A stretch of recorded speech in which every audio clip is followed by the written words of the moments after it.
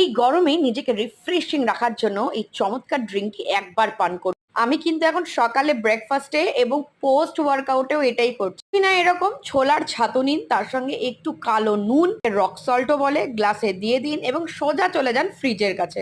ফ্রিজটাকে খুলুন, তার মধ্যে দেখবেন নিশ্চয়ই বরফ থাকবে, আপনাদের সবার বাড়িতেই আছে। তো বরফের ট্রেটাকে একদম ভালোবেসে নিজের কিচেন রুমে নিয়ে যান।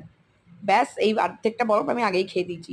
আর এই যে ফ্রিজের ঠান্ডা জল, এটা কিন্তু অতি অবশ্যই নেবেন। তারপরে বরফগুলোকে ভালো করে বের করে একটা মুখে নিয়ে পরে নাও নিতে পারেন, কোনো অবশ্যই অসুবিধা নেই। নিয়ে গ্লাসের মধ্যে টপাটপ ভরতে থাকুন।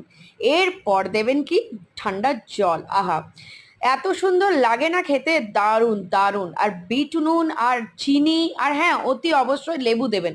এগুলো আমার বাড়িতে ছিল না বলে আমি স্কিপ করে গেছি, কিন্তু লেবু দেওয়াটা খুব মাস্ট।